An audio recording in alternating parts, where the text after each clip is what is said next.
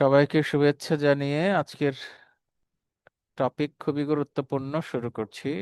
আমরা সঠিক সময়ে হাজির হয়েছি, যারাই হয়েছে সবার প্রতি কৃতজ্ঞতা। আর কয়েকটা দিন আমরা জানিয়েছিলাম আর কি আপনাদের যে আমরা এরকম একটা কিছু করতে যাচ্ছি। তো যাই হোক, আমাদের টেলিকনসালটেশন বা টেলিমেডিসিন নিয়ে আজকের আলোচনার বিষয়।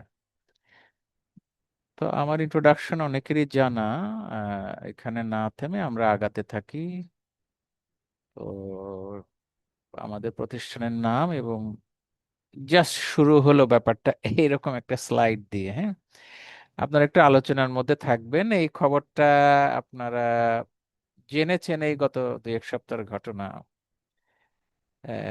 সম্ভবত কোন হেলথ কমপ্লেক্সে মনে হয় এরকম মাননীয় মন্ত্রী টেলিফোন করেছিলেন।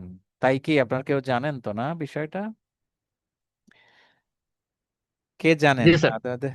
ডক্টর রাব্বি জি স্যার, এটা জানেন? রিসেন্টলি হয়েছে। জি স্যার। রিসেন্টলি হয়েছে। তো এরকম এটা তো করে লাইভ, এটা কোনো কৃত্রিমতা নাই।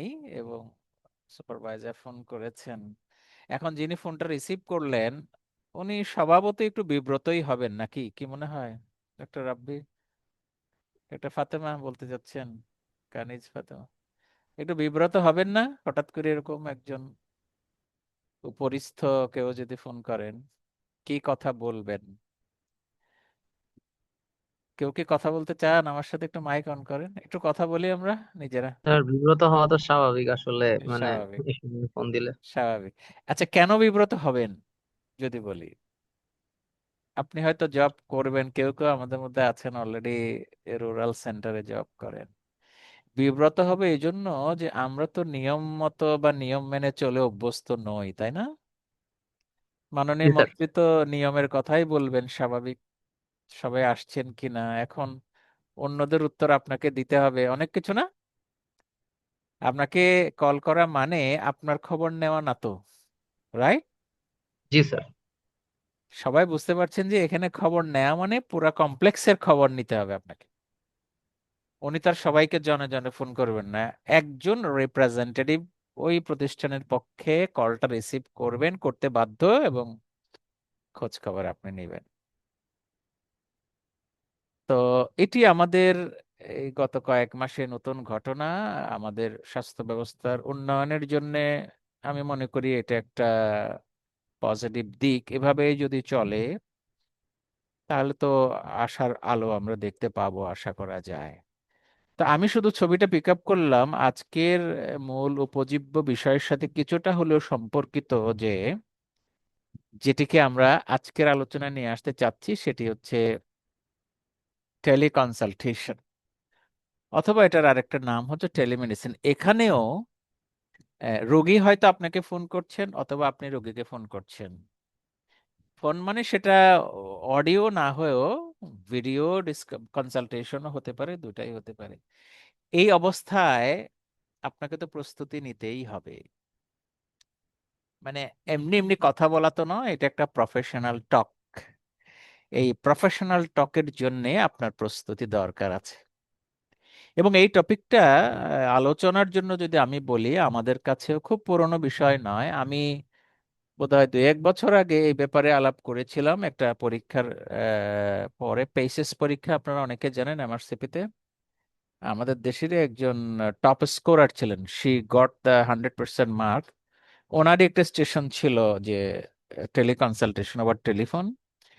তো ওনার সাথে আমরা একবার করলাম, একটা মানে টক শো করলাম। তারপরে একটা রিকোয়ারমেন্ট ছিল অনেকের যে এটি টেলি কনসালটেশন কিভাবে করা যেতে পারে। তো আমার মনে পড়ে যে ওখানে নিয়ার অ্যাবাউট 100 পার্টিসিপেন্ট বা 100 ক্রস করে যাচ্ছিল। আমাদের ওই ইয়েটাও, জুমের স্লটও ফুরাই গিয়েছিল, এত বেশি পার্টিসিপেন্ট ছিলেন আর কি, কারণ এটা পরীক্ষার একটা গুরুত্বপূর্ণ টপিক ছিল। তো আজকের এই বিষয়টা সিলেক্ট করার পেছনে তো পরীক্ষা মূল বিষয় না, মূল বিষয় হচ্ছে আমাদের প্র্যাকটিস।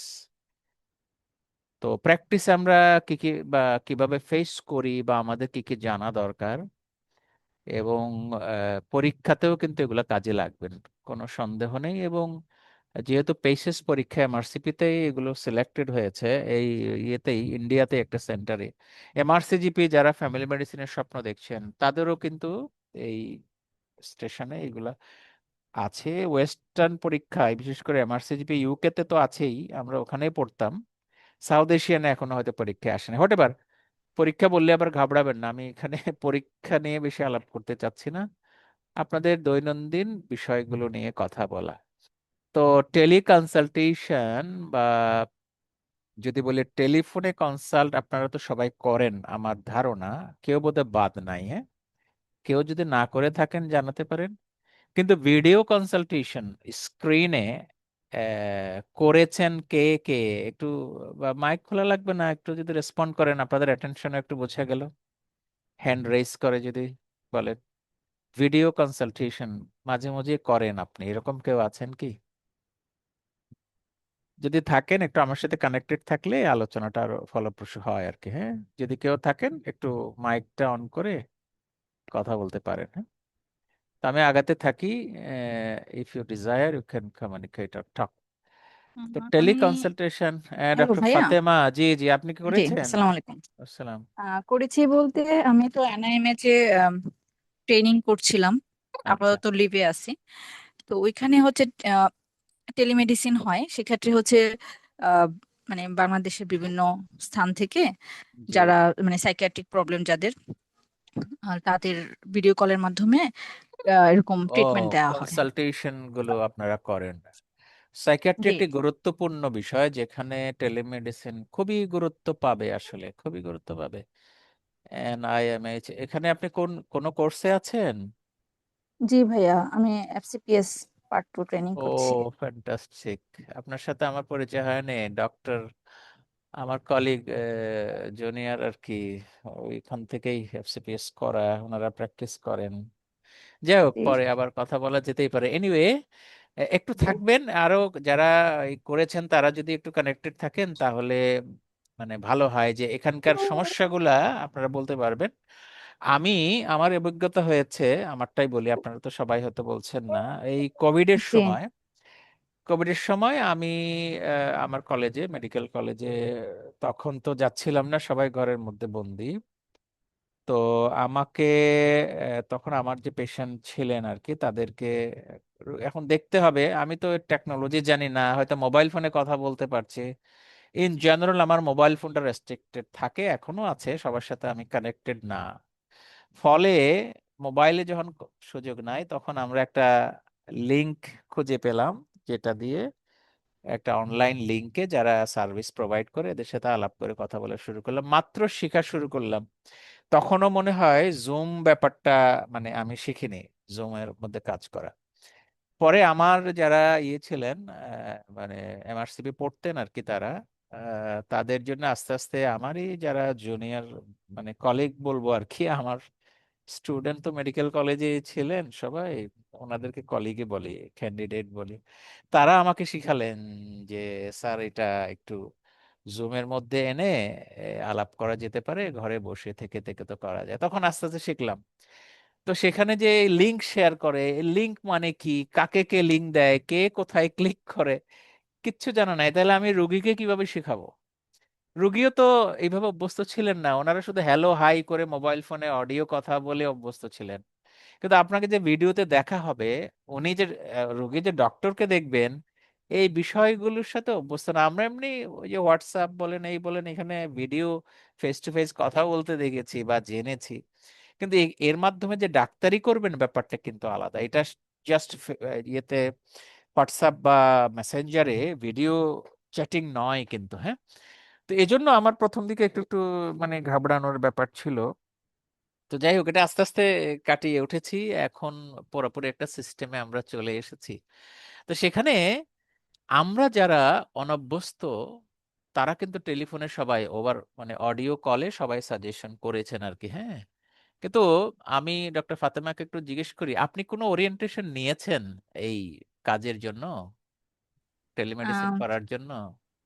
না ভাইয়া, এটা হচ্ছে যে এনআইএমএচ এর একটা ডিপার্টমেন্ট, মানে আলাদাভাবে ছোটভাবে পরিসরে একটা রুম আছে, ওইখানে টেকনিশিয়ান আছে, তো উনি কানেক্ট করে দিতেন।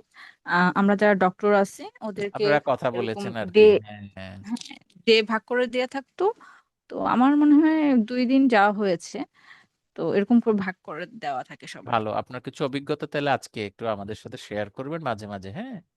তো আমি জি। কিছু মূল কথা বলার চেষ্টা করি। এই যে একটি গল্প আপনাদের বলা মানে প্রেজেন্ট করলাম, বাংলা ইংরেজি মিশিয়ে চেষ্টা করলাম আর কি, মানে অরিজিনালি আমার তো ছিল ইংলিশে, এগুলো এগুলো কনভার্ট করে টরে এভাবে বানানোর চেষ্টা।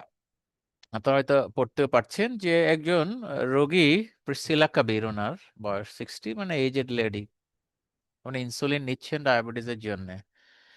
তো এখন রোগী তো বাসায়, ধরেন সেটা কোভিড সিজন হোক অথবা এই সময় বয়স্ক মহিলা আসতে নাও পারেন, এবং ঘটনাটা ঘটেছে কি দেখেন, যে বাংলাটা পড়লে বুঝতে পারবেন, ইনসুলিন উনি নিচ্ছেন, উনি বেহুশ হয়ে গেছেন।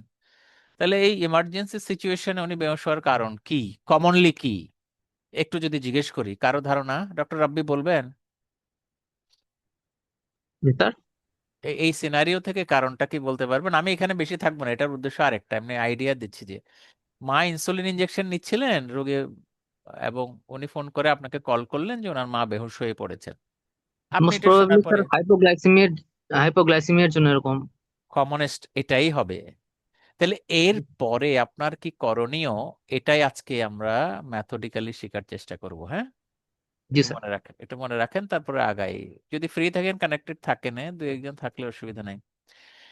এই টেলিকনসালটেশনের কিছু ইনফরমেশন আপনাদের শেয়ার করি, যে একটা হচ্ছে মানে মোবাইল ফোনে কথা বলা, হ্যাঁ, বা ল্যান্ড ফোনে কথা বলা, অডিও। সো ওভার টেলিফোন যেটা, এটা অডিওই বোঝাচ্ছে, ইনক্রিজ ফ্রম 3% to 12%, কেমন?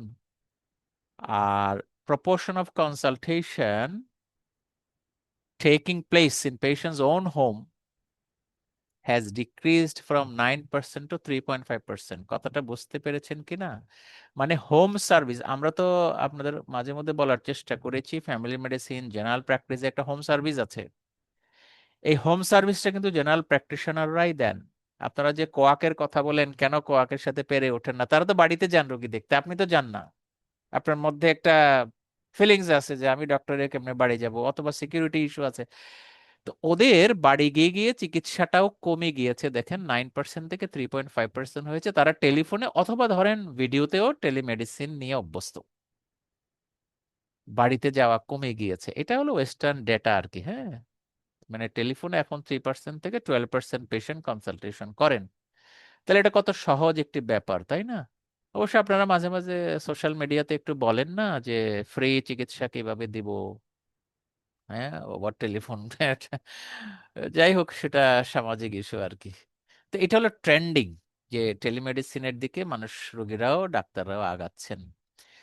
তো একটু আমি পড়তে থাকি, আপনারাও মাঝে মাঝে পড়েন আর কি, হ্যাঁ, যে টেলিমেডিসিন কনসালটেশন একদম আপনাকে রোগীর সামনে রেখে যেভাবে আপনি অ্যাপ্রোচ করেন, ওরকম অ্যাপ্রোচের যে স্ট্রাকচার থাকবে, স্ট্যান্ডার্ড, এটা আপনি মেনটেন করবেন। এবং এটা মাথায় রাখতে হবে যে আপনি যেহেতু স্ক্রিনে দেখছেন, এখানে কিছু লিমিটেশনস আছে এবং রেসপন্সিবিলিটিও আছে। এই যে দূরে দেখছেন, আসলে ওনার আশেপাশে কে আছে আপনি তো দেখতেও পাচ্ছেন না, এমনও তো হতে পারে। তো কাজেই উনি হয়তো একজনকে দেখছেন, পাশে ওনার অ্যাটেন্ডেন্ট বলেন বা রিলেটিভ যারা, তারা বসে আছেন। তাহলে আপনার চেম্বারে যেভাবে আপনি ভিজুয়াল ফিল্ডের মধ্যে দেখতে পাচ্ছেন সবাইকে, আপনি এখানে সবাইকে কিন্তু দেখতে পাচ্ছেন না। আচ্ছা, এটা মাথায় রাখার ব্যাপার আছে।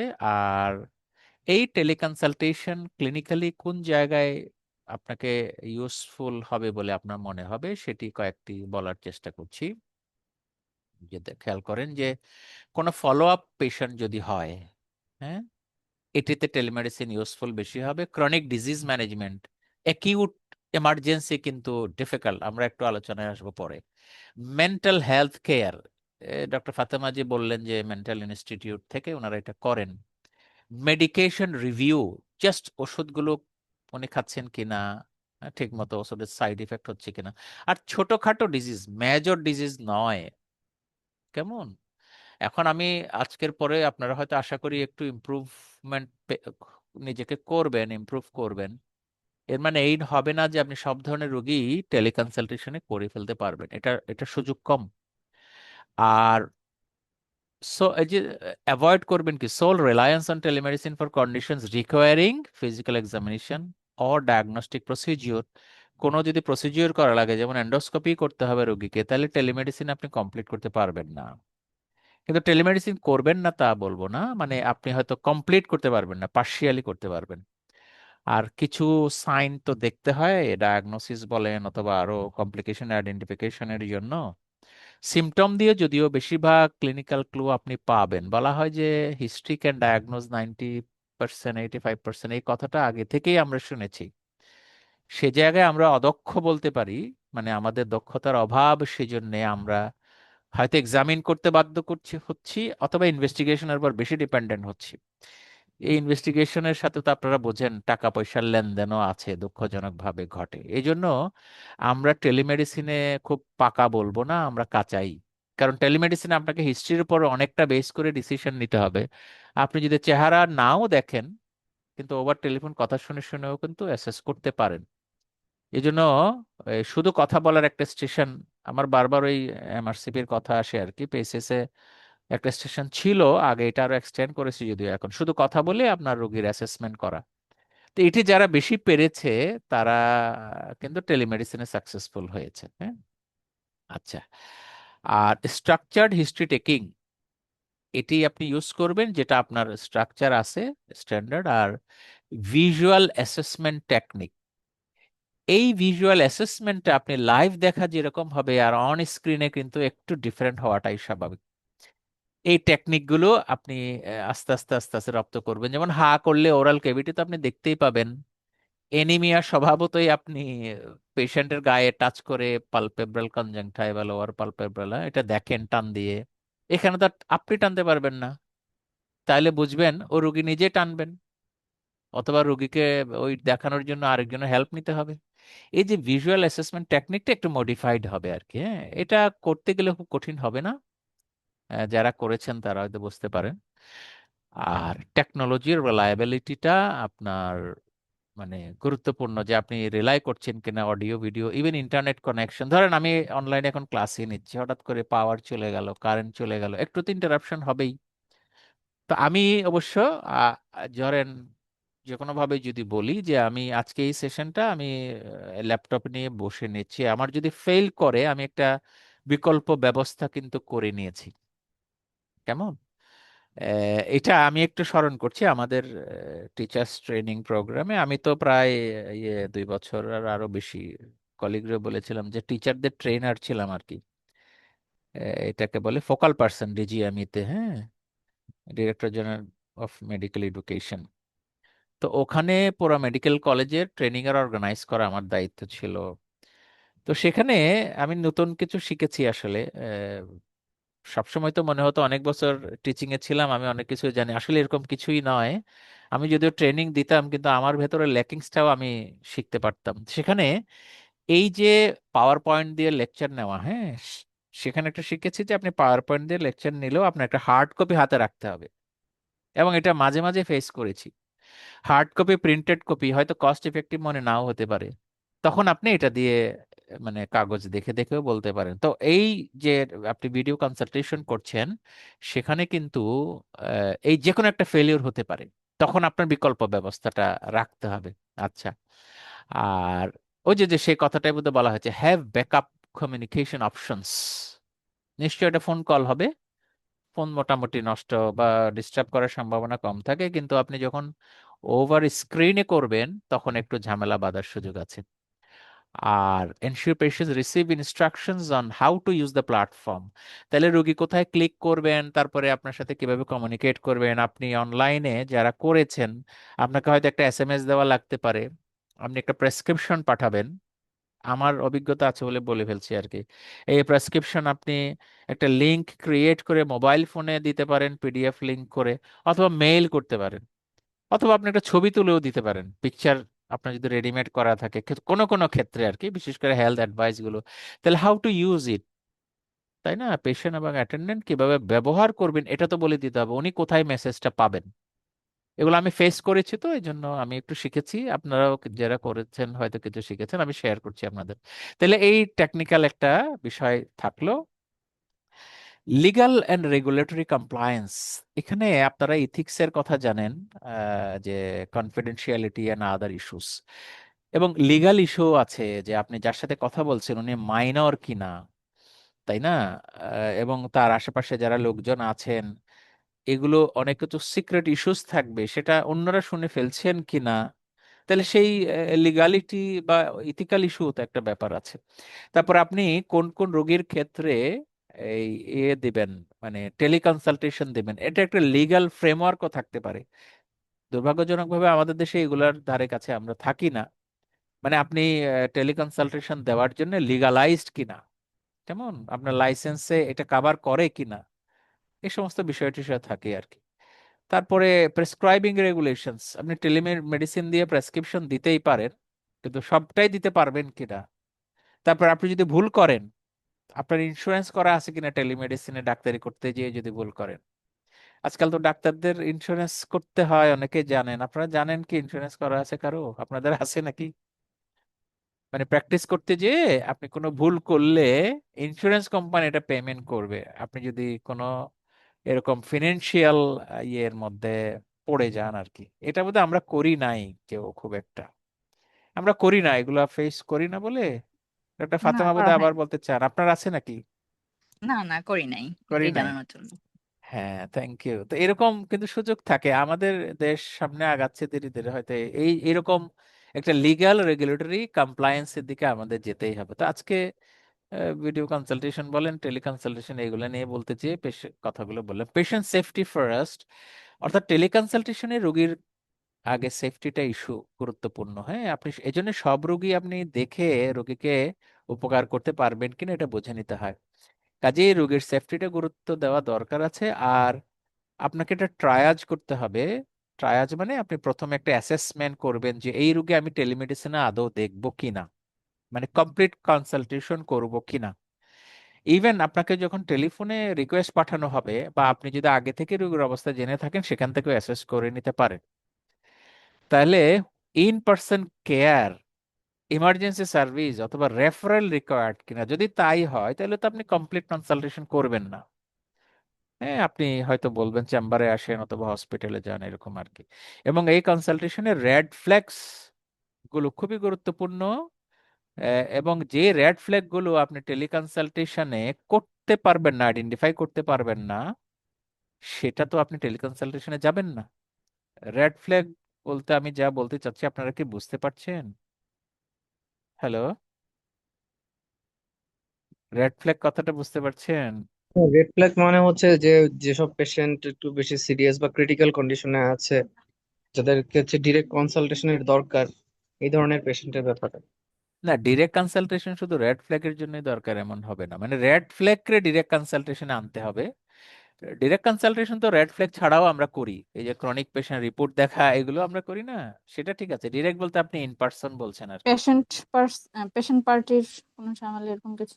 পেশেন্ট পার্টি ঝামেলা করতে পারে, এটাও তো রেড ফ্ল্যাগ হতে পারে, social red flag, not the medical G. Red flag. এটা ঠিকই বলেছেন। হুম। অর্থাৎ এই মুহূর্তে কনসালটেশন করতে গিয়ে রোগী কোনো বিপদগ্রস্ত হয়ে যাচ্ছেন কিনা, এগুলো আইডেন্টিফাই করা আর কি। হ্যাঁ, রোগী ধরেন ড্রাউজি, ডিজি, প্রেসার কম, ওখানে বাসায় মেপে দেখেছেন, আর আপনি কনসালটেশনে ওনাকে অনেক পরামর্শ দিচ্ছেন, উনি তো আপনার কথার মধ্যেই রোগী পড়ে যাচ্ছেন বিছানা থেকে। তো এই অবস্থায় কনসালটেশন কিভাবে কন্টিনিউ করবেন? তাই না? সেটা আপনার অ্যাসেস করাও কঠিন। এখন প্রেসার যদি মাপা না থাকে, সবার বাড়িতে তো আর ব্লাড প্রেসার মেশিন নাই, তখন এই রেড ফ্ল্যাগ যদি আপনি অ্যাসেস করতে না পারেন, এটা কিন্তু মারাত্মক পরিণতি ডেকে নিয়ে আসতে পারে। এই বিষয়গুলো মাথায় রেখে আপনি পেশেন্টের সেফটিটা আইডেন্টিফাই করবেন এবং এনশিওর করবেন। আচ্ছা, এরপরে হচ্ছে এই ভিডিও কনসালটেশনের জন্য ইনফর্মড কনসেন্ট নেওয়া। আচ্ছা, ইনফর্ম কনসেন্ট নেওয়ার ব্যাপারটা আনুষ্ঠানিকতা না এটা অটোমেটিক হয়ে যায়, কিভাবে ঘটে কেউ ব্যাখ্যা দিতে পারেন? আমাদের দেশে আমরা কিভাবে এই কনসালটেশনটা করি? আমাদেরকে কি রোগীরাই টেলিফোন করেন? যেমন এখানে বলেছে না, আপনি নেচার লিমিটেশনস কনসালটেশনের, এগুলো আপনি রোগীকে বোঝাবেন। তারপরে এই যে টেকনিক্যাল ইস্যুগুলো যে থাকে, হঠাৎ করে কারেন্ট চলে যেতে পারে, নেট ডিস্টার্ব করতে পারে, প্রাইভেসি ইস্যু, ডায়াগনস্টিক লিমিটস, আপনি তো দেখে দেখে কোনো টেস্টও করতে পারবেন না। আমরা পয়েন্ট অফ কেয়ার টেস্ট নিয়ে কথা বলেছিলাম, জিপি তার চেম্বারে বসে বসে করতে পারেন, ফর এক্সাম্পল ব্লাড সুগার। তা আপনি অনলাইনে তো করতে পারবেন না। তো এই যে লিমিটেশনটা আপনি বোঝাবেন। আর obtain and documentation patient consent before proceeding, আপনি ডকুমেন্ট করবেন, অর্থাৎ আপনি নোট করবেন যে আপনি ইনফর্ম কনসেন্ট নিয়েছেন। ওখান থেকে তো আর লিখিত কাগজ রুগী আপনাকে পাঠাবে না। এই যে কথাগুলো বললাম, এটা আমরা আসলে কনসেন্ট ছাড়া করি না, এটা ঠিক। সেটা কিভাবে ঘটে ডক্টর রাব্বি বলবেন? ডক্টর রাব্বিকে ডাকছি যে আপনি একটু অন স্যার। করেছিলেন সেটা না। জি কিভাবে স্যার। কিভাবে আমরা কনসেন্টটা আসলে হয়ে যাবে টেলি কনসালটেশনে? স্যার মানে আমি যেভাবে করেছিলাম, মানে করোনার সময় আমি একটা টেলি কনসালটেশনে যুক্ত ছিলাম আর কি। প্রথমে নিজের পরিচয় দিয়ে পেশেন্টের সাথে কথা বলে ওনাকে জিজ্ঞেস করতাম যে আপনার প্রবলেম গুলো কি আমার সাথে শেয়ার করা যাবে, যদি করা যায় তাহলে আপনি একটু ডিটেইলে আমাকে বলবেন। তো মানে অনুমতিটা এভাবেই নিতাম আর কি স্যার, মানে ওভাবে ইয়ে করে নিতাম না। আচ্ছা আচ্ছা আচ্ছা আচ্ছা, সেটি ভালো দিক বলেছেন। কিন্তু ধরেন যারা পুরনো প্র্যাকটিশনার, আপনার রোগী চেনেন জানেন, আপনার অ্যাপয়েন্টমেন্ট চাচ্ছেন, ওনারাই তো চাইতে পারেন যে ডক্টর আমার মা বাসায় অসুস্থ, আপনি একটু টেলিফোনে কথা বলবেন কিনা, হোয়াটসঅ্যাপে একটু দেখবেন কিনা, এরকম বলে না? ডক্টর রাব্বি কই? আপনি জি স্যার, বিজি এরকম কিনা জানি বলে না। স্যার। বলেন, এখনো বলে স্যার, এখনো এখনো বলেন। এরকম। এই যে জি স্যার। বললেন, এটা তো আসলে ইনডাইরেক্টলি আপনাকে কনসেন্ট দিয়েই দিলেন, তাই জি না? স্যার। আপনার খুব একটা জি বেশি স্যার। বোঝাতে হবে না, কারণ এই কোভিড এর পর থেকে মানুষ এই টেলি কনসালটেশনটা বাংলাদেশে, পৃথিবীর সবখানেই, পৃথিবী তো সবখানে অ্যাডভান্স কান্ট্রি এমনিই আছে, আমাদের দেশে যেগুলো ছিল না, বাংলাদেশের মানুষ কিন্তু জেনে ফেলেছে, বুঝতে পেরেছে যে কিভাবে এই টেলি কনসালটেশন ঘটে। কাজেই আপনার একেবারে নতুন করেই কিছু করতে হবে না, আমাদের অফিসিয়াল সিস্টেমও নাই। তবুও যদি নতুন রোগী হয়, একদম পুরনো রোগী না হয়ে থাকেন, তাহলে এই কার্টেসি গুলো মেনটেন করা দরকার। হ্যাঁ, টেকনিক্যাল ইস্যু থাকতেই পারে সেটি। যেমন বিদেশে আপনি সিঁড়ি দিয়ে ওঠার সময় আছাড় খেয়ে পড়লেও নাকি ওই বাড়ির মালিকের বিরুদ্ধে মামলা করতে পারেন, যে কেন আমি আছাড় খেয়ে পড়ে গেলাম, আপনার এই সিঁড়ি তো ভালো না। এরকম দেশে এত কিছু করতে হয়, আমাদের এত কিছু করা লাগে না। রোগী খবর দিয়েছেন, রোগী চাচ্ছেন যে আপনি কথা বলেন, কেমন? তো যাই হোক, এই আলোচনা এখানে শেষ করি কনসেন্টের বিষয়ে। কনফিডেন্সিয়ালিটি অ্যান্ড ডেটা প্রাইভেসি, এটা একটা গুরুত্বপূর্ণ বিষয় হবে। আপনারা নিশ্চয়ই একটা সফটওয়্যার ইউজ করেছেন, তাই না? কথা বলার সময় ফার্মাসিউটিক্যাল কোম্পানিরাও প্রোভাইড করে অথবা অথরিটি প্রোভাইড করে, যেখানে ডেটাটা এন্ট্রি করতে হয়। আমরা বা রোগীরাও তো সচেতন না। ওনারা কোনোদিন কি জিজ্ঞেস করেছেন যে ডক্টর আপনি যে নোট করছেন, কম্পিউটারে লিখছেন, এটা কি গোপন থাকবে? কেউ বলেন তো, আপনাদের কাউকে কেউ জিজ্ঞেস করেছেন কিনা? ডক্টর ফাতেমার রোগীরা হয়তো বা হুট করে বলে দিতে পারেন, যারা না, এক্সট্রাঅর্ডিনারি জিজ্ঞাসা ভেবে করে না। অবস্থা করেন না। তাহলে এটার প্রতি আমরা নজর দেই না, আমরা ডেটাটা ওপেন, সবাই দেখতে পাচ্ছে হসপিটালের একজনের রোগী, কিন্তু এটা কিন্তু কি বলে কনফিডেন্সিয়ালিটি, যে ইথিক্যাল পয়েন্ট অফ ভিউ, এটা আমরা কিন্তু ব্রেকডাউন করছি। কারণ ইনফরমেশন সবাইকে শেয়ার করছি, আমরা প্রেসক্রিপশনে তো লিখে দিচ্ছি রোগীর যত কষ্ট আছে সবগুলো প্রেসক্রিপশনে লিখে দিয়ে বাইরে যাচ্ছেন, ছবি তুলছেন যারা ছবি তোলার, তারপরে ওষুধের দোকানদারের কাছে গিয়ে ওষুধ দিচ্ছেন। তা প্রেসক্রিপশনে তো অনেক কিছুই করতে হচ্ছে। তো আমাদের একটা modified prescription, not a standard one. Usually prescription হচ্ছে একটা মেডিকেল প্রেসক্রিপশন, মানে ওষুধপত্র এগুলো, অথবা কোনো ইনভেস্টিগেশন প্ল্যান, এটুকুই। ওখানে রোগীর ডিটেলস লেখার কথা নয়, রোগীর ডিটেলস আলাদা থাকবে, গোপন থাকবে, সেটা হার্ড কপি হোক অথবা সফট কপি হোক। আমরা এটা মানছি না, বা এভাবে আমরা অভ্যস্তও নই। বরং মাঝে মাঝে আবার এটা নিয়ে বিতর্কও করছি, যে ডক্টর কিছু লিখলেন না কেন প্রেসক্রিপশনে।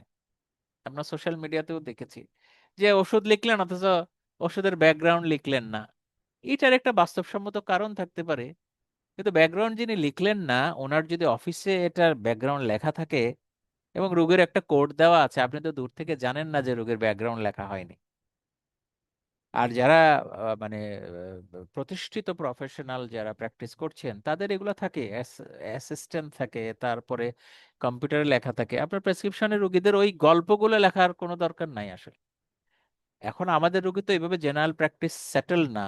আপনার রোগী অমুকের কাছে যাবেন, এনার কাছে যাবেন, বিভিন্ন জনের কাছে যাবেন, সেখানে ডেটাটা থাকলে পরের ডক্টর কিছু বুঝতে পারেন। ওই সেন্সে সবাই এখন বলেন যে এখানে অনেক কিছু লেখা নাই কেন। কিন্তু আইডিয়ালি লেখা থাকার কথা না, শুধু ওষুধ লেখা থাকবে আর আপনার কোনো অ্যাডভাইস হলে অ্যাডভাইস লেখা থাকবে, চিকিৎসার রিলেটেড, হ্যাঁ, ম্যানেজমেন্ট রিলেটেড লেখা থাকবে। এটা হওয়ার কথা ছিল। যাই হোক, আমি একটু মানে আপনাদেরকে নক করে গেলাম। ডেটা প্রাইভেসি, কনফিডেন্সিয়ালিটি, এটা সবাই বোঝেন, তাই না? এবং এই কনভারসেশনটা হবে রোগীর প্রাইভেট স্পেসে। রোগী ধরেন এতে গেছেন, কোনো একটা দোকানে বসে আছেন, হ্যাঁ, মার্কেটে, ওখান থেকে কথা বলতে চাচ্ছেন, কারণ উনি বাসায় এখনো পৌঁছেন নাই, আপনার অ্যাপয়েন্টমেন্ট টাইম হয়ে গেছে। মাঝে মাঝে I had to face it, হ্যাঁ, রুগী হয়তো বাসায় নাই, টাইম হয়ে গেছে, কি করবেন? রুগী এবার জিজ্ঞেস করা শুরু করছেন, ডাক্তার আমার এই হয়েছে সেই হয়েছে, রুগীও বুঝতে পারছেন না যে ওনার ওখানে আশেপাশে লোকজন আছে। আর আপনি যেখানে বসেছেন সেখানে তো আপনি তো রুগীর সাথে চেম্বারে যেভাবে বসেন, আপনার আশেপাশে লোকজন থাকার তো কথা নয়, উচিত নয়, তাই না? প্রাইভেট স্পেস মেনটেন করা দরকার আছে। আর আপনি সফটওয়্যার একটা ইউজ করতে পারেন, আমি যেটার সাথে একটু পরিচিত ওটা হয়তো একটা লিখেছি, এখন আপনার অফিসে যা দেয় অনলাইনে আপনি এগুলো রেকর্ড রাখলেন। আর ইলেকট্রনিক হেলথ রেকর্ডস বা শেয়ার্ড ফাইলগুলোকে আপনার প্রোটেকশন করতে হবে। এটাকে অন্যভাবে বলতে পারেন ডেটা প্রোটেকশন, না, এটার মধ্যে একটা আইনও আছে, ডেটা প্রোটেকশন অ্যাক্ট।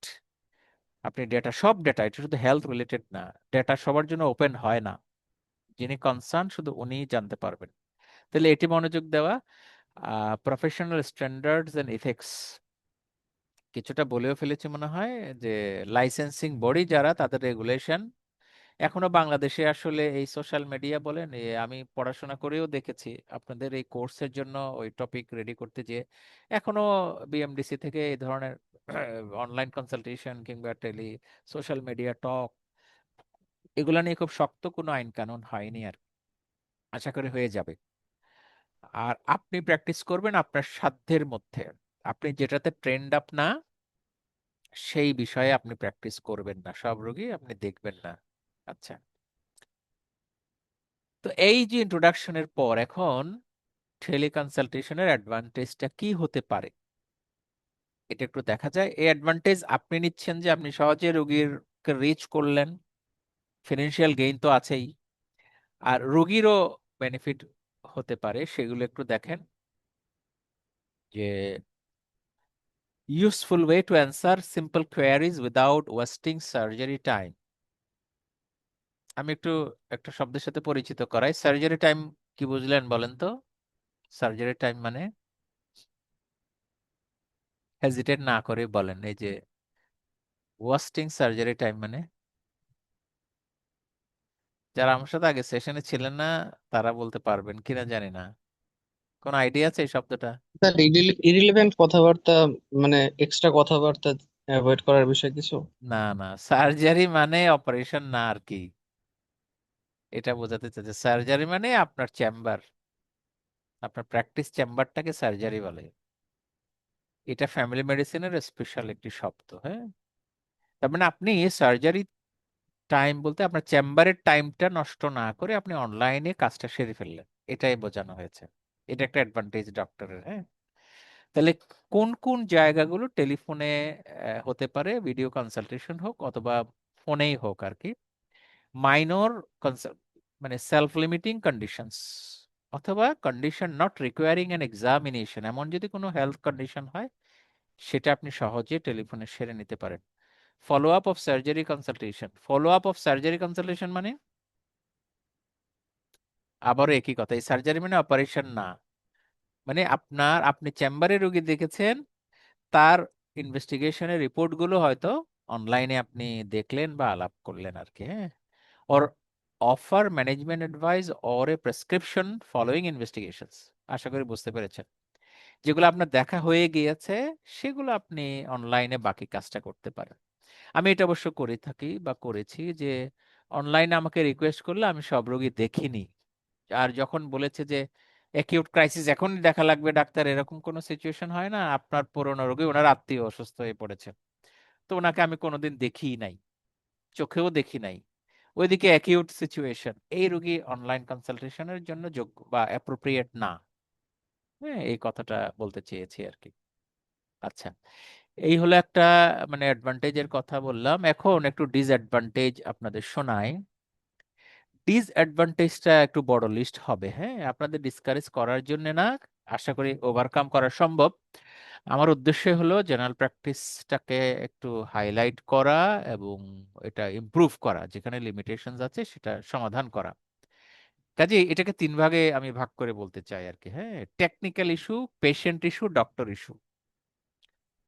তাহলে আমি একটা একটা করে বলার চেষ্টা করি যে টেলিফোন ইস্যু, ওই যে কি বলে, টেলিফোন বা টেকনিক্যাল ইস্যু যদি বলি, হ্যাঁ, এটার মানে রিংটোন ভেরি ইনসিস্টেন্ট, কেমন, and tends to take precedence over whatever we are doing. আপনি বসে কাজ করছেন, এই সময় একটা রিংটোন বেজে উঠলো, অন্য একটা আলাপ করছেন, রিংটোন বেজে উঠলো। ইভেন আপনি চেম্বারে রোগী দেখছেন, ওই ওই সময়ে রোগী ফোন করে বসলেন, তাই না? এখন রোগী ফোন করলে আপনি তো ধরতে হবে, বিদেশে না ধরলে সমস্যায় পড়বেন আপনি যদি টাইম দিয়ে থাকেন।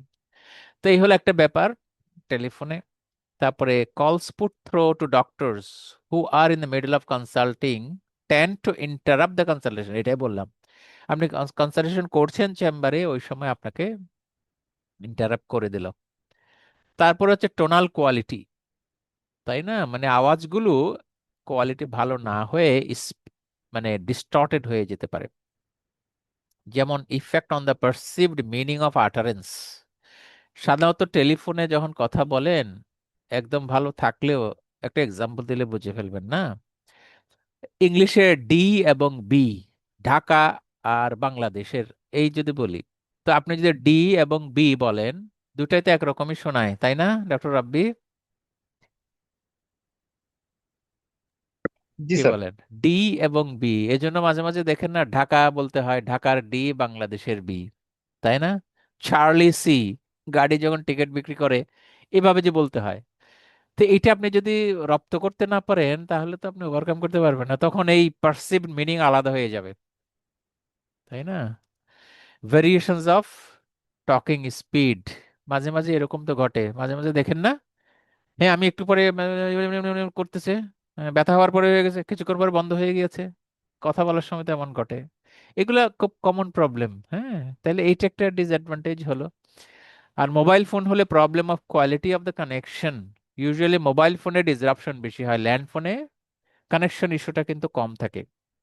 মোবাইল ফোন যেহেতু কর্ডলেস, সেজন্য there is the added issue of voice mail. আজকাল তো ল্যান্ড ফোনেও ভয়েস মেইল দেওয়া যায়, মোবাইল ফোনেও যেমন হোয়াটসঅ্যাপ মেসেজ আপনারা দেন, ভয়েস মেসেজও দেন। তো এগুলা দিয়ে থাকলে ইন অ্যাডভান্সড আপনি ইনফর্মড হয়ে গেলেন, এটা সুবিধা অসুবিধা দুটাই আছে। রুগী তো বসেই আছেন যে আপনি এটা রেসপন্ড করবেন। আচ্ছা, আর এইভাবে টেলিফোন থাকলে দেখেন ছবিতে কয়টা টেলিফোন, এইদিকে এখানে একটা ফোন, এদিকে ফাইল, এদিকে আরেকটা ফোন, একদিকে কানে একটা, এদিকে আরেকটা, তাই না? আপনি কনসাল্ট করছেন, আপনার বাড়ির অন্দরমহল থেকে আরেকটা ফোন গিয়েছে, এখন আপনি কোনটা ধরবেন? তো যাই হোক, এগুলো রিয়েল কথা। পেশেন্ট রিলেটেড মানে ইস্যুস গুলা কি কি, মানে নেগেটিভ ইস্যু বা ডিসঅ্যাডভান্টেজ। হ্যাঁ, not everyone likes talking on phone. রোগীরা অনেক সময় ফোনে আলাপ করতে চান না, এটা ঠিক, আমিও দেখেছি, স্পেশালি অ্যাবাউট পার্সোনাল ইস্যু। ওনারা ফোনে বললে মনে করেন যে ফোনের পাশে তো কেউ না কেউ থাকে বাসায়, আর আপনার সাথে কেউ না কেউ আছেন, উনি তো আর দেখতে পাচ্ছেন না, বুঝতে পারছেন না হয়তো, সেই জন্য ওনারা ফোনে পার্সোনাল কথাবার্তা বলতে নারাজও হতে পারেন। এটা সত্য। People on the whole expect faster response with telephone calls, তাই না? মানে যখন টেলিফোনে কল করেন রুগী, কিউ জাম্পিং, এটা তো বুঝতে পারছেন যে মানে আপনার অ্যাপয়েন্টমেন্ট টাইমের আগেই আপনার কল করে ফেলেছেন, উনি আগেই কথা বলতে চান এটা। আর যখন আপনি চেম্বারে কথা বলছেন, এই সময় যদি কল করে বসেন, এখানে তো কিউ জাম্পিং খুব সহজ, উনি আসেননি না এই বাসা থেকে, মাঝখানে ফোন করে কথা বলবেন, মানে বলবেনই। আপনাদের অভিজ্ঞতা নিশ্চয় আছে, অ্যাটেন্ডেন্ট হলে বলে, "এই একটু ডাক্তার সাহেবকে একটু দেন না তাড়াতাড়ি, আমি বসে আছি অনেকক্ষণ, এখনই দেন, আমি 1 মিনিট কথা বলবো।" কি অভিজ্ঞতা রাব্বি, 1 মিনিটের কথা কতক্ষণ হয়? 5 থেকে 10 মিনিট হয়ে যায়। এটা একটা স্কোপ ওনারা নেন, হ্যাঁ, পেশেন্টরা। তো এগুলো ট্যাকেল করা লাগবে আর কি। আজকে শুনে নেন কিভাবে করবেন, আপনি বুঝে ফেলেন। Patient prefers easy and rapidity of the access. খুব সহজে আপনাকে পেয়ে গেলেন ফোনটা, এবং খরচও তো নাই বললেই চলে। মানে আপনাকে ফিস দিলেন কি দিলেন না, না দিয়েও পারেন ওনারা, যদি আপনি আগে থেকে না নিয়ে রাখেন। এই অভিজ্ঞতাও আমাদের হয়েছে। কাজেই ওনার আসতে হলো না গাড়ি নিয়ে, গাড়ি ভাড়া দিয়ে দূর থেকে। হ্যাঁ, এই সব মিলে রোগীরা মানে এটা বেশি পছন্দ করেন। আপনার চাইতে তারা এটা বেশি পছন্দ করেন। আপনি পছন্দ করবেন একটা জায়গায়, কোন জায়গায় কেউ বলবেন টেলিমেডিসিন। আপনারা সহজভাবে কনসাল্ট করতে পারেন, কিন্তু আপনি চাইলে টেলিমেডিসিনে ফিস বেশি নিতে পারেন, হ্যাঁ, রোগীর কাছ থেকে। তখন রোগী এই লো কস্টের অ্যাডভান্টেজ থেকে একটু বঞ্চিত হবেন আর কি। হ্যাঁ, এটা গভর্নমেন্ট রুল তো আমাদের নাই। আপনি নিজে যেমন চেম্বারে যত টাকা নেবেন, বাড়িতে কথা বললে আপনার টাইম দিবেন, তাই না? সময় বেশি লাগবে, লাইন ডিসরাপশন হয়ে যাবে, ইন্টারনেট ইউজ করতে হবে, মোবাইল ডেটা ইউজ করতে হবে, এই সব কারণে হয়তো আপনি একটু কনসালটেশন ফি বাড়িয়েও নিতে পারেন। সেটি হলো অ্যাডভান্টেজের মধ্যে পড়তে পারে একটা। আরেকটা তো আছেই, ব্যাখ্যা করেছি আগে, ইজি আপনি কথা বলে নিলেন। হ্যাঁ, তো ডক্টর ইস্যুগুলোর মধ্যে আসেন, ডক্টরের সমস্যার কথা বলছি। হ্যাঁ, এগুলো গুরুত্বপূর্ণ কথা। হ্যাঁ, যে কয়জনই শুনছেন দয়া করে একটু মনোযোগ দিয়ে শুনেন। আর যারা এটা শুনছেন না আসলে তারা করেন ফোনে, তবে খুব ভালো হবে বলে মনে হয় না। Doctor cannot use observatory eye, cannot examine completely. হ্যাঁ, দ্বিমত থাকলে আমাকে বলবেন, আর না বুঝলেও আপনারা মাইক অন করে বলতে পারেন। Chance of breakage of confidentiality, control of consultation May differ. মানে আপনি কনসালটেশন কন্ট্রোল করতে পারবেন না। পারবেন না বলতে, আপনি যখন অনলাইনে বলেন ভিডিওতে, তখন তো সামনাসামনি রোগী বসে আছেন, উনি একবার ডানে তাকাচ্ছেন একবার বামে তাকাচ্ছেন, তাই না? আপনার সাথে আই টু আই কন্ট্যাক্ট নষ্ট হচ্ছে কেন? ওনার বাম দিকে ওনার একটা ওয়াশরুম আছে, ধবাস করে দরজা আওয়াজ করলো, তুমি তো ওইদিকে তাকাবেনি, তাই না? ওইদিকে রোগী অসুস্থ, মা অসুস্থ, বাচ্চা কেঁদে উঠেছে, মা আবার ওইদিকে দৌড় দিলেন, তাহলে আর কন্ট্রোল থাকলো কই? কথার কথা। হ্যাঁ, ঠিক একইভাবে এই ঘটনা আপনারও হতে পারে। রোগীর দিকে যেমন আপনার বাসায় বা আপনার অফিসে এই কনসালটেশনের সময় অ্যাটেনশন ড্রপ করতে পারে, কন্ট্রোলটা নষ্ট হয়ে গেল। আর সামনাসামনি যেভাবে আপনি কথায় বার্তায় বডি ল্যাঙ্গুয়েজ দিয়ে কন্ট্রোলে নিয়ে আসতে পারবেন কনসালটেশন, সেটা পারবেন না। Interruptions and acknowledgement can be problematic. হ্যাঁ, ইন্টারাপ্ট করা, ওই যে কথা এখান থেকে যেতে হবে, তারপর উনি শুনবেন, মাঝে মাঝে ইন্টারাপ্ট করতে হয়। হ্যাঁ, যারা আমাদের বেসিক কমিউনিকেশন স্কিলের প্রিন্সিপাল গুলো শুনেছেন, তারা এটা জানেন কিভাবে ইন্টারাপ্ট করতে হয়। অ্যাকনলেজমেন্ট, হ্যাঁ, আপনি কথাটা শুনে যে বুঝতে পেরেছেন, এটি রুগী নাও বুঝতে পারেন, মানে আপনার কথার টোনাল কোয়ালিটি সমস্যা হতে পারে। With the limited flow of two way conversation, flow যদি সমস্যা হয়, কথার ফ্লো, হ্যাঁ, দেখবে যে আপনি একটা কথা বলছেন, রোগীর কাছে কানে যাচ্ছে, পরে উনি উত্তর দিচ্ছেন আরো পরে, অথবা ওভারল্যাপ হয়ে যাচ্ছে, হঠাৎ করে স্পিডে এদিকে চলে এসেছে, আপনার কথা যাচ্ছে একটু পরে। এই ঘটনাগুলো ঘটতেই থাকে। তাহলে both parties talking together can result in loss of understanding, কেউ কারো কথা বুঝলেন না, তাই না? তাহলে এই জিনিসটা প্র্যাকটিক্যাল বিষয় মাথায় রাখলাম। আর ইজিলি যে বললাম ডিস্ট্রাক্টেড হয়ে যাওয়ার সুযোগ, তাই না? আপনার ওদিকে খাবার রেডি হয়ে গিয়েছে, ঘরের লোকজন বলে যে ডিনার করবেন কিনা, উনি তো আর তো বুঝেন নাই আপনি কি করতে বসছেন। আর টেলিভিশনে বসে বসে যখন কনসাল্ট করছেন, হ্যালো, আমি পাথরঘাটা থেকে বলছি ডাক্তার, আমার তলপেটে ব্যথা, এখন কি করি? ওখানে টক শো থেকে যে ডাক্তার আছেন উনিও সুন্দর করে উত্তর দিচ্ছেন, তাই না? রোগী তো দেখতেই পাচ্ছেন না, ওখানে ভিডিওতেও দেখতে পাচ্ছেন না, রোগীর হিস্ট্রিও জানেন না, আবার উত্তর একটা দিতে হবে, নাহলে টেলিভিশন কোম্পানি তো মাইন্ড করবেন। হ্যাঁ, অনেক আছেন না ডাক্তার যে টেলিভিশনে কথা বলেন, তো ওখানেও তো লিমিটেশন থাকে। আজকের আলোচনা সেখানেও কিন্তু ইউজফুল হবে, আপনারা যারা টেলিভিশনে যদি কথা বলেছেন বা বলবেন সামনে। তাই তো আমার ছোটখাটো অভিজ্ঞতা হয়েছে, আমার স্টুডেন্টরাই তারা স্টুডিও দিয়েছে, ওখানে দু একবার ডেকে নিয়ে গেছিল, এখন বলছে যে আমি আর যাব না। যাই হোক, তো এইখানে দেখেন একজন ইয়ে কি বলে এটারে, কার্টুনিস্ট আর কি, ইংলিশের। তো ওনার ডক্টর উত্তর দিচ্ছে, you have a chest infection and a computer virus. মানে ডাক্তারেরই অ্যাটেনশন লস হয়ে গেছে এই অনলাইনে কথা বলতে বলতে। এক্সাম্পল আর কি। হ্যাঁ, তো যাই হোক, আমরা শেষের দিকে মোটামুটি পৌঁছে গেলাম। যে সামারি করার জন্য অ্যাপ্রোচ টু টেলিকনসালটেশন, এখন কতগুলা প্র্যাকটিক্যাল ফ্যাক্ট বলি। এই জায়গাগুলো মানে আপনারা ফলো করেন, ফলো করলে ভালো হয়। যে আমরা ইমার্জেন্সি এবং রুটিন কনসালটেশন কিনা বুঝে নেওয়ার চেষ্টা করব, ভাগ করে ফেলবো। তো যখন ইমার্জেন্সি কনসালটেশন হবে, ইমার্জেন্সি হতে পারে ওভার টেলিফোন, একদম হবে না বলবো না। তো জেনারেল রুল হলো যে আপনি যদি ফোন রিসিভ না করেন, আপনার অফিসে যে স্টাফ থাকে তারা তো রিসিভ করেন, তাদেরকেও একটু ট্রেন্ড আপ করা দরকার। আচ্ছা আপনারা বলুন তো, যারা ডাক্তারের চেম্বারে গিয়েছেন, নিজেও অসুস্থ হয়েও যেতে পারেন, আত্মীয় স্বজনকে নিয়েও যেতে পারেন, অথবা আপনি প্র্যাকটিস করছেন, আপনার একজন অ্যাটেন্ডেন্ট আছে বাইরে। আমাকে একটু দয়া করে উত্তর দেন, অ্যাটেন্ডেন্ট গুলোর ব্যাপারে আমাদের বেশিরভাগ অভিমত কি, ভালো না খারাপ? কেউ একটু বলেন তো, কেউ একজন প্লিজ।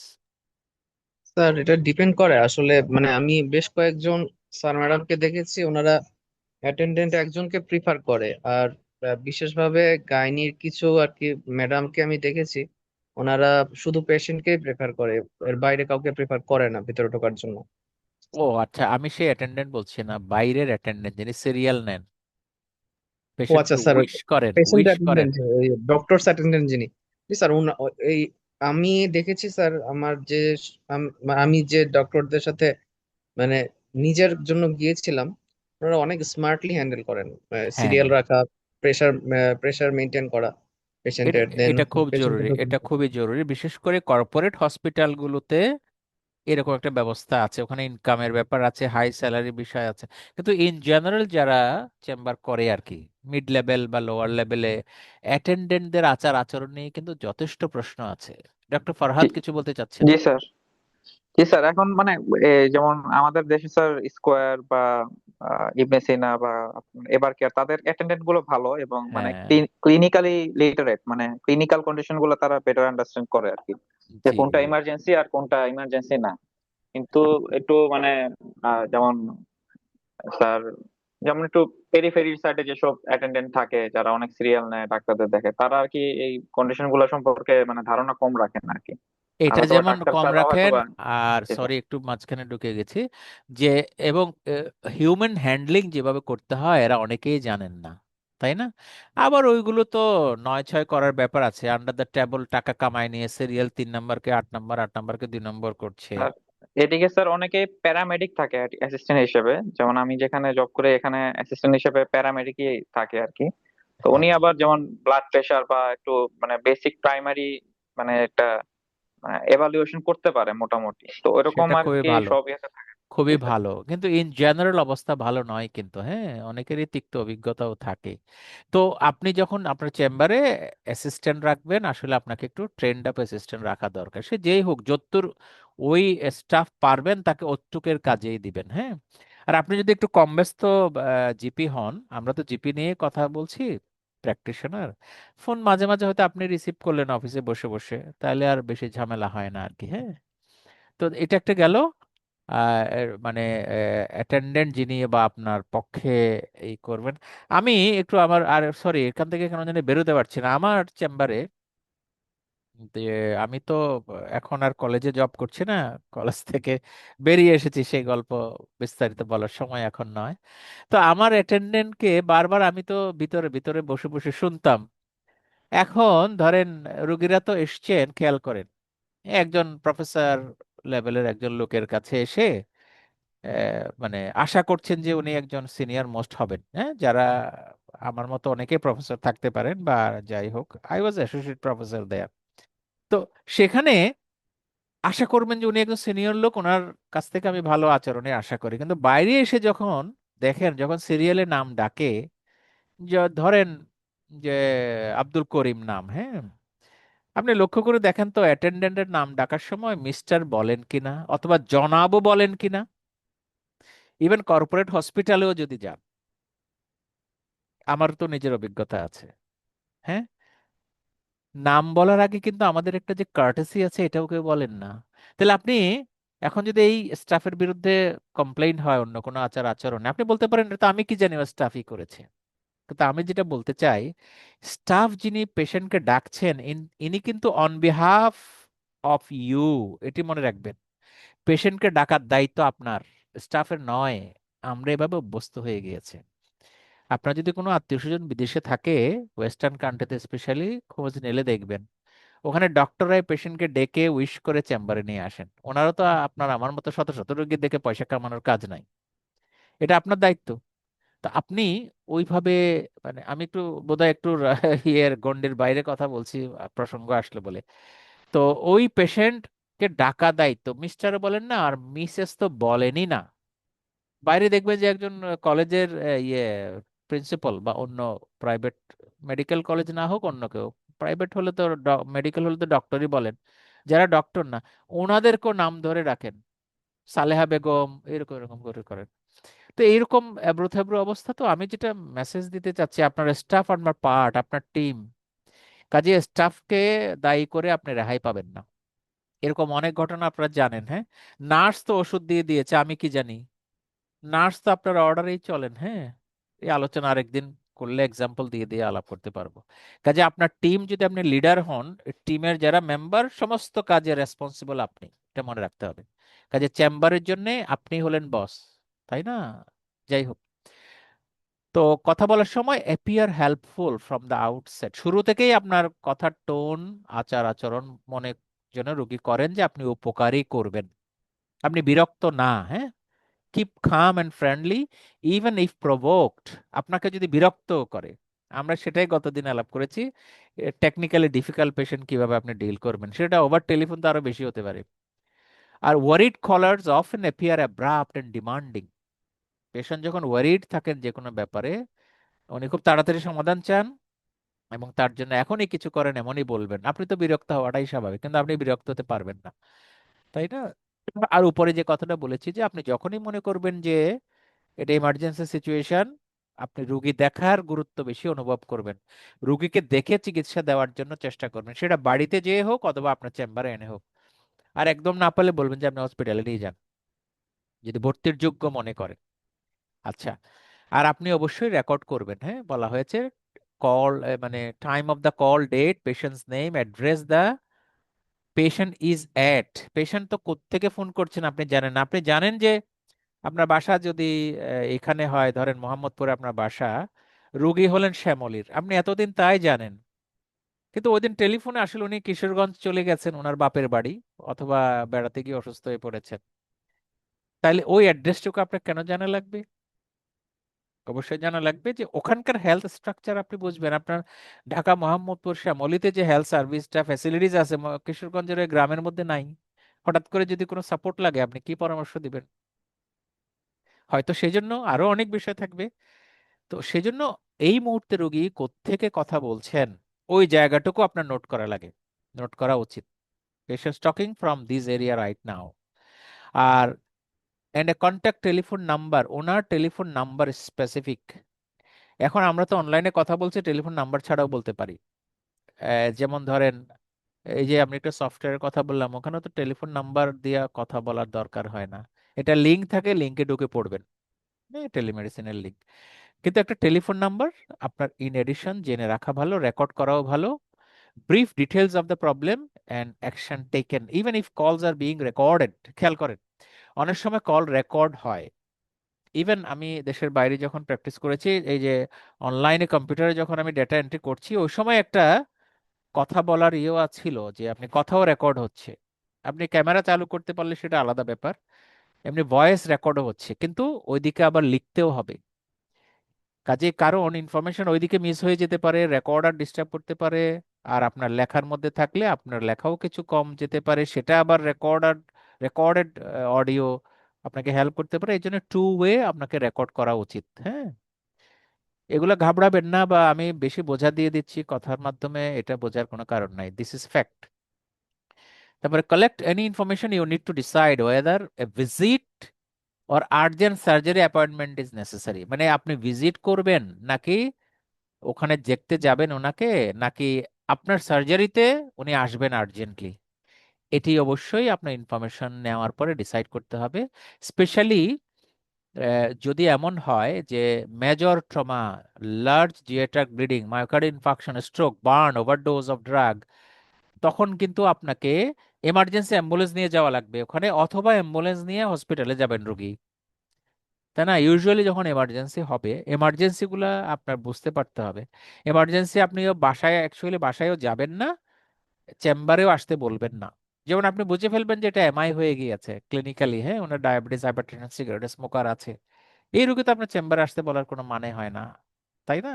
আর অ্যাম্বুলেন্সের জন্য ideally western country GP arrangement করেই দিবেন, অ্যাম্বুলেন্স ফোন টোন করে 999 বা যেভাবে পারেন। এখন রোগীকে বলবেন বাংলাদেশে যে আপনি 999-এ ফোন করেন অথবা অ্যাম্বুলেন্স কোম্পানিকে ফোন করেন, তাড়াতাড়ি আপনার রোগীকে এমার্জেন্সিতে নিয়ে যান, এটা বলবেন আর কি। হ্যাঁ, কিন্তু এর বাইরেও যে রোগী থাকবে, অ্যাকিউট সিচুয়েশন যদি হয়, হয়তো আপনি যেয়ে দেখে আসতে পারেন অথবা আপনার চেম্বারে আসতে বলতেও পারেন। তো ইমার্জেন্সিতে যদি আপনি মনে করেন যে ভিজিট নেসেসারি বা ওখানে যেতে হবে, তাইলে কিছু ইকুইপমেন্ট আপনাকে এক্সট্রা নিয়ে যাওয়া লাগতে পারে, এটা আপনি বুঝে নেন। আর আপনি যেখানে যাবেন, আমরা এটা নিয়ে বিস্তারিত আরো বলবো, হোম কেয়ারের ব্যাপার আর কি, মানে home service. Ensure correct address and ask for directions. এবং আজকাল গুগল ম্যাপ, আপনি ওই পাশে রোগীর পাশে যদি একটু অ্যাডভান্স পার্সন থাকেন, উনি আপনাকে গুগল ম্যাপ দিয়ে দিতে পারেন।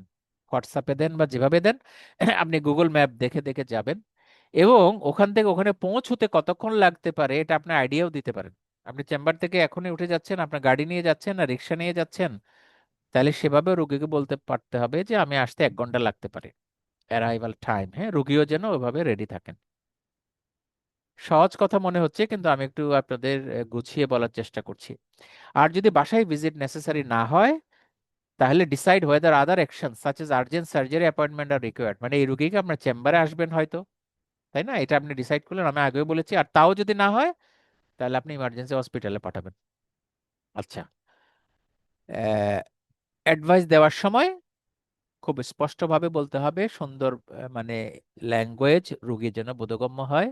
সেটাকে আমরা বলেছি যে কমিউনিকেশন স্কিল। রোগীর আঞ্চলিক ভাষা জানলে আপনি আঞ্চলিক ভাষাই বলবেন, একেবারে ইংলিশ তো বলবেনই না আমাদের দেশে বেশিরভাগ রোগীর জন্য। তারপরে একই কথা উনি বুঝেছেন কিনা ওনার কাছ থেকে শোনা উচিত। আমরা এটা 3 মডেল বলি, আমাদের বেসিক আলোচনায় আছে, আমি সুযোগ পেলে আপনাদেরকে জানাবো লিঙ্কটা। 3 মডেল দিয়ে রোগীকে বোঝাতে হবে। হ্যাঁ, এক্সপ্লেইন, এক্সপ্লো সরি আমি আবার বলছি, প্রথমে হচ্ছে এক্সপ্লোর, তারপর হচ্ছে এক্সপ্লেইন, তারপর আবার এক্সপ্লোর, ফাইনাল এক্সপ্লোরেশন। এই ফাইনাল এক্সপ্লোরেশনটা এভাবেই হয়, রোগী বা রোগীর লোককে বলতে হয় যে আমি কি বলেছি, আপনি বুঝেছেন কিনা একটু বলেন। স্পেশালি অনলাইন কনসালটেশন এটা বেশি গুরুত্বপূর্ণ। আর always tell callers to ring back. কোনো রেড ফ্ল্যাগ আপনি বুঝিয়ে বলার পরে যদি কোনো ঘটনা ঘটে, আপনাকে যেন উনি কল করেন, এটা রোগীর সেফটির জন্য দরকার, বিশেষ করে এমার্জেন্সি গেল। আর আপনি যখন বুঝলেন যে রোগী ইমার্জেন্সি বলছেন আর আপনি মনে করছেন এটা তো ইমার্জেন্সি ছিল না, তখন কি করবেন? গালি দিবেন না বকা দিবেন জানি না, আপনি তো ফি পেয়ে যাবেন, এদিকে আপনি খুশি আছেন অবশ্য, কোনো সমস্যা নাই। কিন্তু এটা তো কনসালটেশনের কোয়ালিটি হিসেবে আইডিয়াল না মনে হতেই পারে। এরপর আপনি রাগ করবেন না, বিশেষ করে যারা ডিপ্রেশনে ভোগেন, নিওরোটিক ডিজিজ, হ্যাঁ, ডক্টর ফাতেমা তো আছেন, ওনার সাবজেক্ট অ্যালাইড, এই রোগীরা বারবার ফোনে আপনার সাথে কথা বলতে চাইতেই পারে। তো বিদেশে তো কনসালটেশনের ফি দিবে ইন্স্যুরেন্স কোম্পানি কিংবা সরকার বহন করবে, রোগীরা বহন করবে না, এই জন্য তাদের জন্য ইজি। আমাদের দেশে বরং বারবার ফি কথা বলে টাকা দিতে হবে দেখে রোগী আসেনি না, উল্টা করতে পারে, এটা ঠিক। তো এটা ইনঅ্যাপ্রোপ্রিয়েট আপনার মনে হলেও রোগীর জন্য তো ইনঅ্যাপ্রোপ্রিয়েট না। আর আপনি ইনঅ্যাপ্রোপ্রিয়েট রোগীকে বুঝিয়ে বলতে পারেন যে আমাকে বারবার ফোনে বলার দরকার নেই। হ্যাঁ, বাস্তবতা যদিও ভিন্ন। তাহলে এই ছিল এমার্জেন্সির গল্প। এবার রুটিন কনসালটেশনে কথা বলি। এখানে বেশি আলাপের বিষয় নাই। রুটিন কনসালটেশন বিভিন্নভাবে হয় আর কি, টেলিফোনে ট্রায়াজের জন্য হয়, তাই না? টেলিফোন ক্লিনিক্স, এগুলো আমাদের দেশের ভাষা না, আমি একটু শোনাই দিচ্ছি। মানে কিছু ক্লিনিক বসে শুধু টেলিফোনে টেলিফোনে কথা বলে আর কি, ওদেরকে টেলিফোন ক্লিনিক। অথবা টেলিফোনে মেসেজ দেওয়াও থাকতে পারে, মেসেজ দিয়েও বুক করতে পারে, অথবা বুকেবল টেলিফোন স্লট, এগুলো টেকনিক্যাল শব্দ। বিভিন্নভাবে রুটিন কনসালটেশন হয় এবং আমি এনকারেজ করছি বা আপনারাও বুঝে নিয়েছেন যে রুটিন পেশেন্টের কনসালটেশনটা টেলিমেডিসিনে অ্যাপ্রোপ্রিয়েট। আচ্ছা, এখন আসেন, teleconsultation can be with patient, third party, অথবা ইন্টারপ্রিটার। ইন্টারপ্রিটার মানে অনুবাদকও বলতে পারেন আর কি। হ্যাঁ, অথবা রোগীর লোক বুঝিয়ে বলছেন, পাশের জন। তাহলে আপনাকে ডিল করার সময় রুগী এই 3জন 4জন যদি থাকেন, সবাইকে টেলিফোনের আশেপাশে আছেন, হ্যালো হাই কেমন আছেন বলা দরকার হতে পারে আর কি, সেটা স্কিলের ব্যাপার। আর ওই পেশেন্ট যিনি দেখছেন আজকে, ওই পেশেন্ট নিউ পেশেন্ট হতে পারে, ফলো আপ পেশেন্ট হতে পারে, রেফার্ড পেশেন্ট হতে পারে। তবে ফলো আপ পেশেন্ট হলে কমফোর্টেবলি আপনি করতে পারবেন, নিউ পেশেন্ট হলে একটু ডিফিকাল্টিস, আর রেফার্ড হলে তো আরো মুশকিল। আমাদের এখানে সিস্টেমটা না থাকার কারণে শুধু বলা হয় রেফার টু অমুক, এরকম না ডক্টর রাব্বি? মানে আপনি রেফার করলেন, আপনি বা আপনাকে করলেন, আপনি রোগীর ব্যাকগ্রাউন্ড কিছু হয়তো জানেনই না, এমন রোগীও রেফার করা হয়েছে, অমুকের একটু দেখাই নেন তো, বলে দেওয়া হয়েছে। এবার বলে দিলে তো হয় না। তো যাই হোক, এগুলা আপনাকে পরিচিত করানো। তো এবারের বোধহয় 1 মিনিট 2 মিনিটের কথাই শুধু স্টেপগুলো আমি রিউইন্ড করছি বলতে পারেন। যে summary of the steps of teleconsultation: answer the telephone promptly, তাই না, দেরি করবেন না। স্টেট ইউর নেম, আপনি ডক্টর পরিচয় দিবেন। Obtain the caller's name and telephone number, কথা আগে বলেছি। Speak directly with the person who has the problem, চেষ্টা করবেন রুগীর সাথে কথা বলার জন্য, অন্য কেউ যেন না বলেন।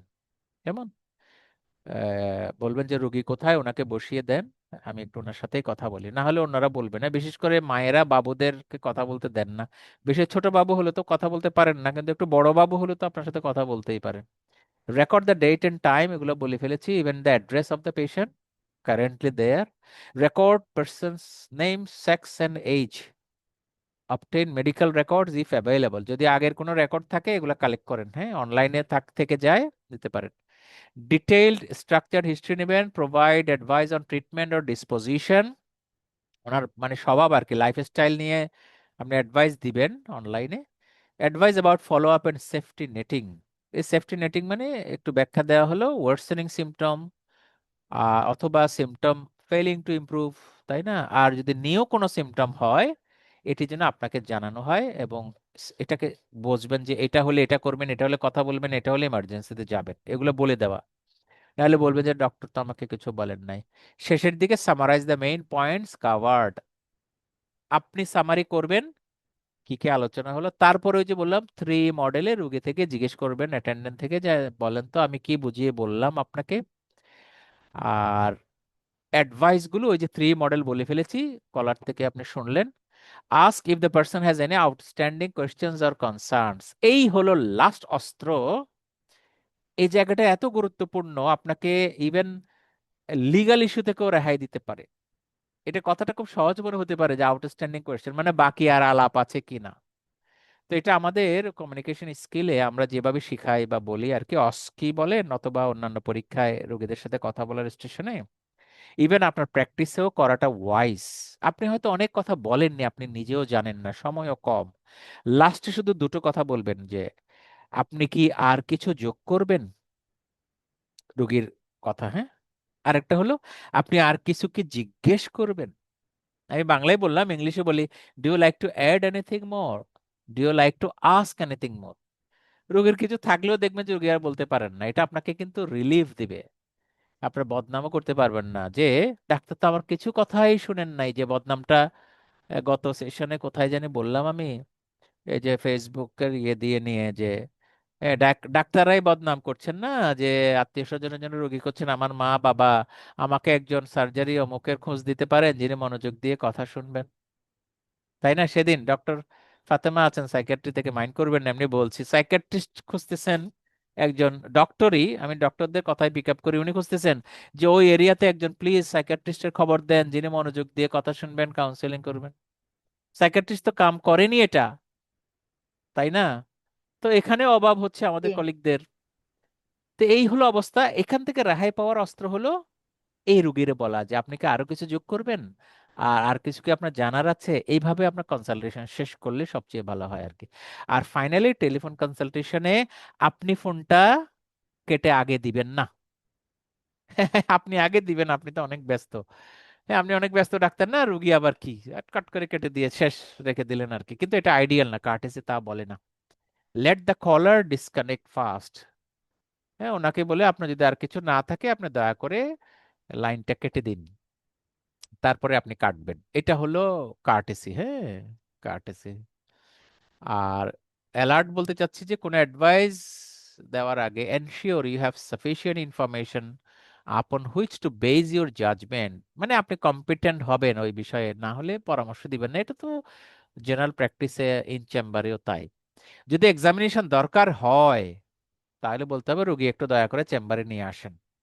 অনেক সময় এক্সামিনেশন ছাড়াও হবে, আমি এটাই আপনাকে বলতে চাই যে 85% দেখা যায় হিস্ট্রি নিয়েই কিন্তু এই ক্রনিক ডিজিজগুলো সামাল দেওয়া সম্ভব। এক্সামিনেশন আপনি চোখে যা দেখেন ওটুকুই, আর বাকি এক্সামিনেশন ভাইটালস গুলো আজকাল ঘরে বসে, যাদের সুগার মেশিন থাকলে তো সুগারও দেখতে পারেন, pressure machine, auto pressure machine আছে, যেগুলা ব্লাড প্রেশার মেশিন অটোমেটিক, এগুলো দিয়েও ইউজ করা যেতে পারে। পালসও দেখে দিবে, অক্সিমেট্রি দিয়ে, আপনারা যারা কোভিডে কাজ করেছেন আপনাদের অভিজ্ঞতা আছে, পালস অক্সিমেট্রি দিয়ে ওখানে অক্সিজেন স্যাচুরেশনও দেখে ফেলতে পারেন।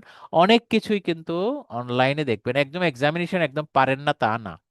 আর ভিজুয়াল ইমপ্রেশন তো আছেই। তো আমি আজকে ফাঁকে ফাঁকে মূল আলোচনার পরে স্লাইডের অনেক কিছু বলে ফেলেছি, হ্যাঁ। এই 23টা স্কিল থাকে। তো এই স্কিলগুলো আরেকটা সেশনে আছে, আজকে তো বলতে চাচ্ছি না। আমি বলতে চাচ্ছি এই টেলিকনসালটেশনের জন্য আপনাদেরকে 23টা বেসিক রোল সম্পর্কে অভিজ্ঞ হওয়া দরকার। এবং আশা করি আজকের আলোচনার পর আপনারা আগ্রহী হবেন এবং আমাদের কাছে এটার লিঙ্ক চাইবেন বলে আমি আশা করি। এবং আমরা আমাদের যে হোয়াটসঅ্যাপ গ্রুপটা আছে বাংলায়, ওটাতেই আপনারা দয়া করে কেউ রিকোয়েস্ট পাঠালে আমরা এটার একটা লিঙ্ক দিয়ে দেবো। এটা রেকর্ড করা আছে বাংলা ভাষায়, হ্যাঁ, ইংলিশ তো আছেই। তো এটি আপনি যদি মনোযোগ দিয়ে শোনেন খুবই কাজে লাগবে। আমি কালকেও 2 ডক্টরের পরশুদিন বিকালে এমনি ফেস টু ফেস সেশন নিয়েছি, ওনারা প্র্যাকটিস করবেন এক জায়গায়, আমার কাছে পাঠানো হলো, প্রায় 1.5-2 ঘন্টা লেগেছে আর কি এই পয়েন্টগুলো বুঝিয়ে বলার জন্য। আমার মনে হয়েছে দে ওয়ার বেনিফিটেড, এবং আপনারাও বেনিফিটেড হবেন প্র্যাকটিসের। এটা একেবারেই নতুনও মনে হতে পারে, হ্যাঁ।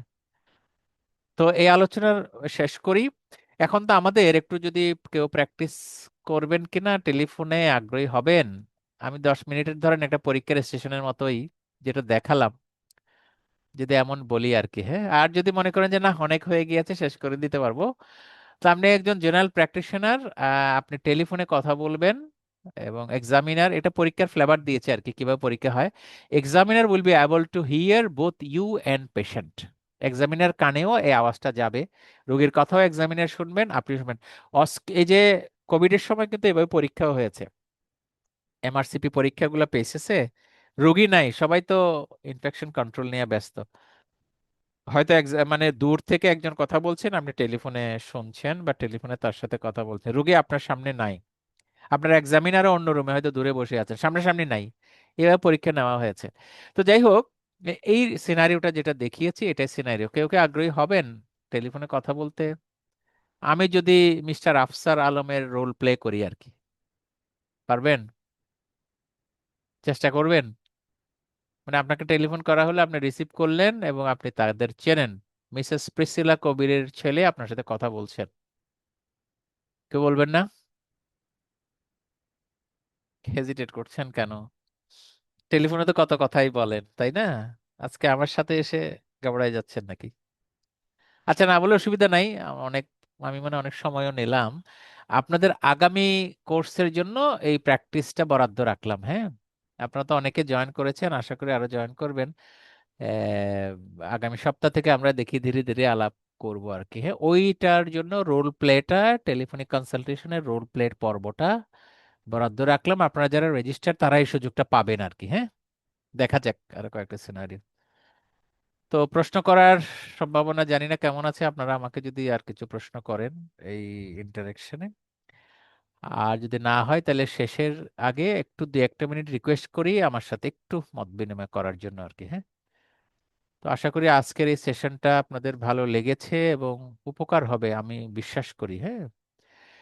আর নেক্সট টপিক কি হতে পারে আপনারা মতামত দিতে পারেন এখন, নাহলে পরেও জানাতে পারেন। আমি হয়তো ভেবে রেখেছি নেক্সট টপিক একটা এরকম নেক্সট উইকে হতে পারে আর কি, হ্যাঁ।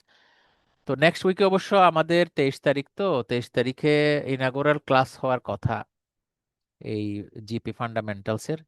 সেদিন কোর্সটা কিভাবে রান করা হবে আমি বিস্তারিত বলবো। এবং এ পর্যন্ত যে ক্লাসগুলো হয়ে গিয়েছে আপনারা হয়তো অনেকে পার্টিসিপেট করতে পারেননি, যারা রেজিস্ট্রেশন করেছেন সবাইকে আমরা এটার কপি দিব, রেকর্ড দিয়ে দেব। আজকেরটাও ইনশাল্লাহ আশা করি রেকর্ড হয়ে থাকবে, আগের অন্যান্য সেশনগুলো। এগুলো শুনলে আপনি পরবর্তী ক্লাসে রোল প্লে বা প্র্যাকটিক্যাল গুলো একটু অ্যাডভান্স লেভেলে শিখতে পারবেন। তো ওই বিষয়গুলো ওই দিন ব্যাখ্যা করবো আর কি। এরপরও ছোট কোনো টপিকস থাকলে আলাপ করতে পারি। তো আগামী দিন আপনারা থাকেন আর কি, হ্যাঁ, ইনাগোরাল সেশনে। আর এই ইয়েগুলো বোধহয় অনেকেই আপনারা জানেন না। আমাদের ইয়ে এই এই কেউ কেউ বোধহয় ইন্টারন্যাশনাল ফরম্যাটেও আসতে চান এমআরসি জিপিটিপির বিষয়ে। আমি একটু চ্যাট বক্সে দিয়ে 2-1 মিনিট হোল্ড করব, আপনারা এখানে ক্লিক করে ঢুকে যেতে পারেন আর কি, হ্যাঁ। অথবা হোয়াটসঅ্যাপে আমাদের যে জিপি গ্রুপটা আছে ওখানেও এগুলা দিয়ে দেই, আপনারা অনেকে আছেন। একটু কোথায় গেল, একটু লাইনে থাকেন, সরি। হ্যাঁ, একটু থামায় রাখলাম যে অনেকে চাচ্ছিলেন তো এখানে বাংলা, ইংলিশ বা ইন্টারন্যাশনাল ফরম্যাটে আমাদের ইউটিউব বা ফেসবুকও আছে, ওখানে আপনারা ক্লিক করতে পারেন। ওটা ওই হোয়াটসঅ্যাপ গ্রুপে দিয়ে রেখেছি, তো আপনাদের সাথে পাওয়ার জন্য অসংখ্য ধন্যবাদ।